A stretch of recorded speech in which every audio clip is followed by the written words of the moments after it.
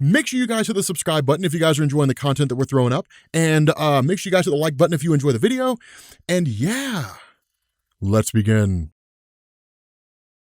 Okay, so we are at the conclusion of DCeased. And here's the thing, DCeased is an amazing story. It's ridiculous how good it is. And to be honest, I wasn't even sure it was gonna be this great, right? I was kind of on the fence. I was like, I don't know how this is gonna end up turning out. But Tom Taylor does what Tom Taylor always does, which is come out in spectacular fashion, right? So in the last video, we basically ended with Superman being infected. And it was like, okay, so this is basically the end of everybody, right? Like nobody's gonna make it out alive here because you're talking about the Man of Steel, like the most powerful superhero on Earth after the Martian Manhunter, and the Martian Manhunter was already destroyed. The crazy thing about this is it's almost, it's incredible the way this is done because it kind of parallels Superman as we know him as a superhero in comparison to Superman in terms of what's actually going on, right? So it's like, you know, faster than a speeding bullet, more powerful than a locomotive, able to leap tall buildings in a single bound, the amazing man who's gonna kill you all.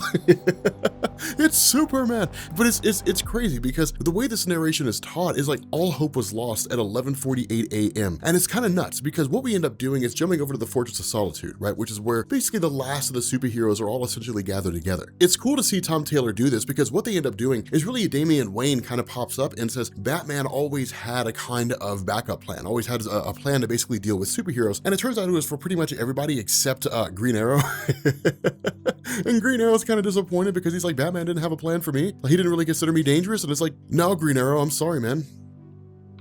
Now, one of the things that I want to kind of point out here is that Damian Wayne, it's not really a huge thing, but Damian Wayne never refers to himself as Batman. Damian Wayne always says like he always refers to Batman as a wholly different person, right? Like Batman had plans, like he's just kind of a stand-in, right? That he's not really Batman, he's just temporarily taking his place. It's interesting there because it shows that one, Damian Wayne has not accepted the fact that his father's actually dead, and two, Damian Wayne does not see himself as being Batman in the same way that Bruce Wayne was, insofar as he's not really as good of a Batman as Bruce was, which is kind of a true statement, but it's also a great little kind of tribute to Bruce himself. And so in addition to that, we also end up learning that of course Damian Wayne has a piece of kryptonite on him because, you know, how else are you going to defeat Superman? And then also Diana is the one, like Wonder Woman's the one who's been kind of sitting down and saying, we have to find, like, I also have schemes and I have ideas on how to take down these various superheroes. And so what she ends up doing is taking this kryptonite and merging it with essentially metal and then crafting a sword out of it, which is a genius idea because, you know, when it comes to Wonder Woman, and here's the important thing to understand about Wonder Woman, I wouldn't go as far as to say that people sleep on her, that she's like she's a character that where it's just kind of like, nobody really appreciates how capable she is. But Wonder Woman fights to the end. That's the nature of her character. She fights threats head on. She doesn't really rest on her laurels and kind of wait to see how things unfold. And so at the same time, the idea here is, okay, if this is going to be the case, then basically we take the various guys and we fall back, right? Like we fall back as best we can. We're going to take one group, they're all going to head to Gotham. They're going to grab as many of the survivors as they possibly can. They can only grab like a small number of them, right? Like a very, very small number of them comparatively speaking, and then basically head out, right? So they end up going to Gotham and they grab as many of the survivors as they can, and then they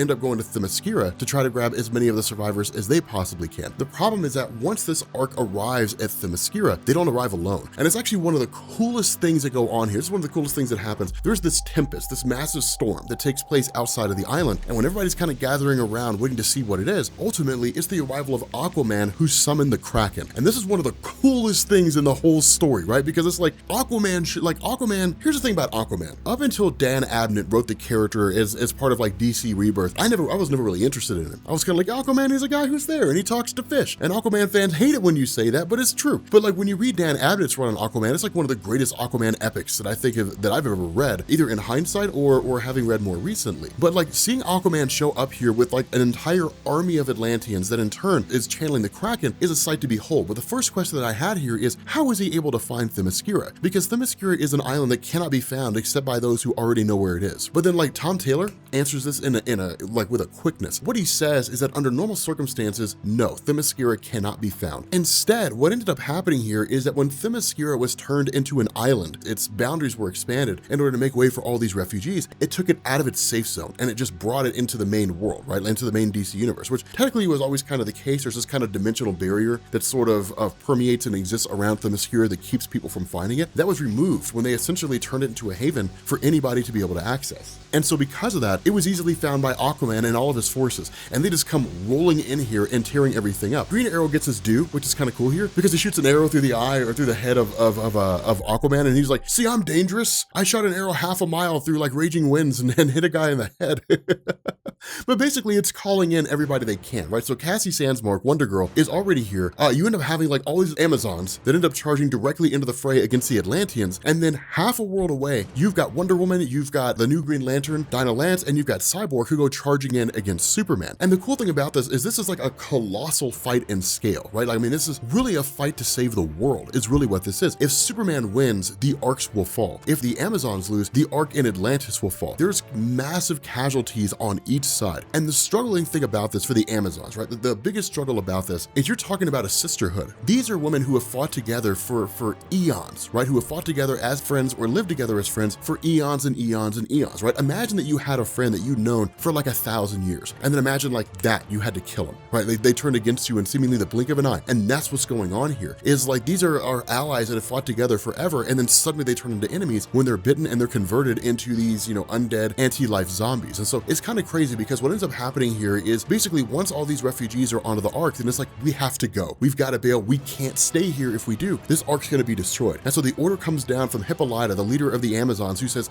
flee, get out of here, leave us here. Like those of us who are not on the ark, leave us here. We'll fight it. We'll hold off as best we can. But essentially they're sacrificing their life. It's a suicide mission. You're talking about what amounts to at this point, maybe 3, 4, possibly 5 Amazons holding off an army of Atlanteans. It's not going to happen, right? And so ultimately we're kind of left with the idea that like all these different Amazons basically end up falling and the ark makes it to safety. Following that, and this is kind of a cool moment, following that, you kind of switch back to Superman. And here's the thing about Dinah Lance as the Green Lantern. She's capable, but the issue with her as a Green Lantern is she doesn't really have the experience that the other Green Lanterns do. She's literally flying by the seat of her pants. So creating like a giant horn and then doing her canary cry into the horn and then just like blowing it into Superman, that's cool. But in order to be an effective Green Lantern, what you need is finesse. You need the ability to understand how to bob and weave, how to dodge various targets. Now at the same time, you are also talking about a super fast guy who's astronomically strong. So it's not an easy feat. It's not an easy thing. But the issue with this is that Superman almost gets the upper hand on Black Canary and almost kills her until his arm is cut off by Wonder Woman. The problem with this is that while Wonder Woman does get the upper hand on Superman for a moment, without hesitation, he takes out Wonder Woman. And that's what made Superman so dangerous as this zombie monster thing, is because in doing that, Superman he's not hesitating here. Like, he wants to kill. The imperative drive that he has to kill and destroy as much as he possibly can. And so it's not like, oh my God, I'm getting ready to kill Wonder Woman. It's not like that. It's die, bam, and then just like punches a hole in her. And that's basically the end of that. It's a crazy thing to kind of see, because with Wonder Woman basically out of the picture now, immediately Superman takes off and starts going after the arcs. And this is when you get to what's probably the greatest point in the story, right? Like the greatest moment in the story. It's quick,